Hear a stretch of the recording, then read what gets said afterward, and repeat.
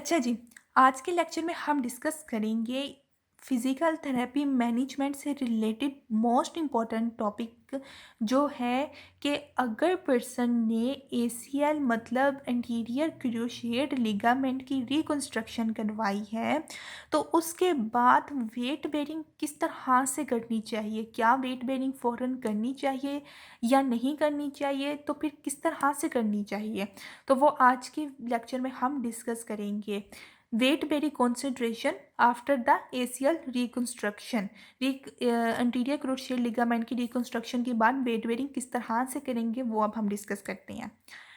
तो क्या होता है कि जब एसीएल की इंटीरियर क्रूशिएट लिगामेंट की रिकंस्ट्रक्शन पर्सन करवाएगा, उसके बाद जो है वो वेट बेरिंग जो है वो पॉसिबल होती है, क्योंकि आजकल जो है वो एडवांस्ड ग्राफ्ट फिक्सेशन जो है वो मेथड आ गया हुआ है, उसकी वजह से पॉसिबल होता है कि वेट बेरिंग की जा सके। ठीक है, एसीएल रिकंस्ट्रक्शन के फ़ौरन बाद जो है वो वेट बेरिंग पॉसिबल होता है just because of the advance graft fixation. पर कहा यह जाता है कि प्रोटेक्टेड वेट बेरिंग करनी चाहिए immediately after the surgery. Surgery के फ़ौरन बाद जोन से है वो एकदम से फुल वेट बेरिंग्स नहीं करनी चाहिए। एक प्रोटेक्टेड मैनर में जो है वो वेट बेरिंग करनी चाहिए। क्यों?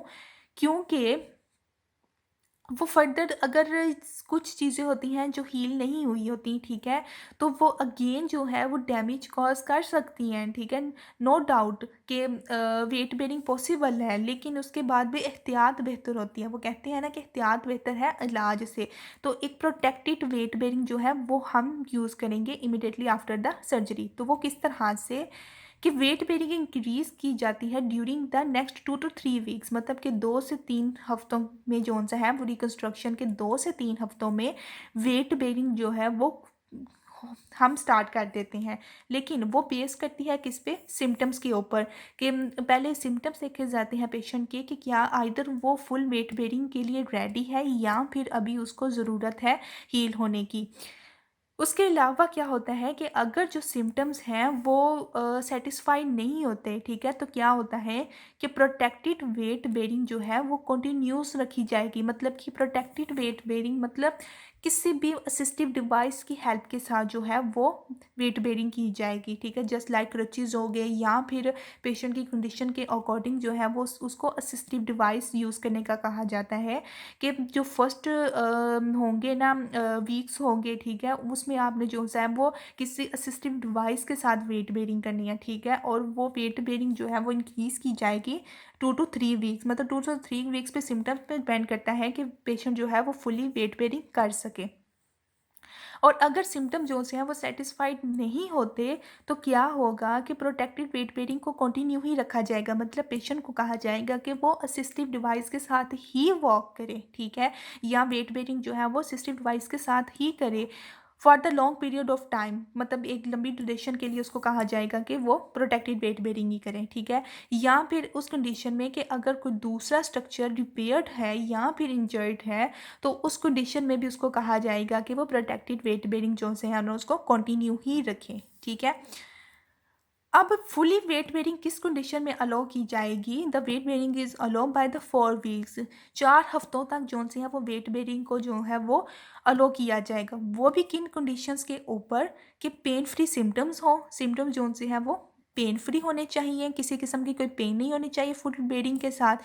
फुल नी एक्सटेंशन, नी की एक्सटेंशन फुल होनी चाहिए। ये ना हो कि नी की फ्लेक्शन और हम वेट बेरिंग करवा रहे हैं पर्सन को, बिल्कुल भी ऐसा नहीं करना। यहाँ पे किसी किस्म के कोई कंट्रैक्चर्स ना बने हों। ठीक है, तो उस कंडीशंस में क्या करना है कि वेट बेरिंग करवानी है जब नी एक्सटेंशन जो है वो फुल हो। ठीक है, और क्वाड्रिसेप इतने स्ट्रेंथन हो कि जो वो नी को जो है वो कंट्रोल कर सकें। ठीक है, क्योंकि क्वाड्रिसेप जो है वो नी की स्टेबिलिटी के लिए मोस्ट इंपॉर्टेंट है, तो इसलिए क्वाड्रिसेप जो है वो इतने स्ट्रेंथन हो कि जो है वो नी को कंट्रोल कर सकें। तो उस कंडीशंस में हम जो है ना वो फुल वेट बेरिंग करवाएंगे। तो ये था कि बेसिकली कि एसीएल की रिकंस्ट्रक्शन के बाद किस तरह से जो है वो वेट बेरिंग होनी चाहिए, कि नो डाउट कि वेट बेरिंग जो है वो पॉसिबल होती है, लेकिन हम वेट बेरिंग करवाते हैं एक प्रोटेक्टेड मैनर में। वो किस तरह से कि पर्सन को कहते हैं कि कोई असिस्टिव डिवाइस यूज़ कर ले, ठीक है, वेट बेरिंग के लिए। और वेट बेरिंग जो है वो इंक्रीज़ की जाती है नेक्स्ट 2 to 3 वीक्स में, ठीक है, 2 से 3 हफ्तों में। सिम्टम्स पे डिपेंड करता है कि पेशेंट जो है वो फुली वेट बेरिंग कर सकता है कि नहीं। अगर सिम्टम्स जो हैं वो सेटिस्फाइड नहीं होते तो हम वेट बेरिंग को जो है वो लॉन्ग पीरियड के लिए रख देते हैं, कंटिन्यू कर देंगे, ताकि कोई अगर दूसरा भी कोई स्ट्रक्चर इंजर्ड है, ठीक है, तो वो हील हो सके। और वेट बेरिंग फिर कब फुली अलो करेंगे, 4 वीक्स में जो है ना उसको अलो करेंगे, जब पेन फ्री सिम्टम्स होंगे, नी की फुल एक्सटेंशन हो गया, क्वाड्रिसेप जो है ना वो इतने स्ट्रेंथन होंगे कि कंट्रोल कर सके नी को, ठीक है। तो ये था ACL रिकंस्ट्रक्शन की वेट बेरिंग मैनेजमेंट।